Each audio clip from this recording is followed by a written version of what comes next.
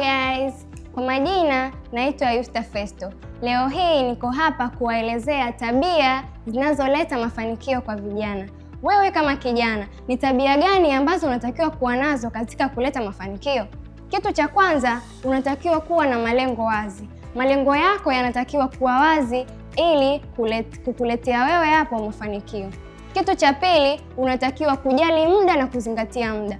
Watu wengi ambao wamepata mafanikio siku hizi za leo huwa wanajali muda na kuzingatia muda wao. Kitu cha tatu, unatakiwa kuwa na nidhamu. Kitu cha nne ni kuwa na uvumilivu. Watu wengi ambao wamefanikiwa huwa wana uvumilivu. Kwa hiyo wewe kama kijana unatakiwa uwe na uvumilivu katika kuleta mafanikio. Kitu cha tano, unatakiwa kujifunza kutokana na makosa. Wewe kama kijana unatakiwa uwe na tabia za kwenda mbele na wala sio kukurudisha wewe nyuma. Ulikuwa nami Yusta Festo. Karibuni kwa wakati mwingine. Kwaherini.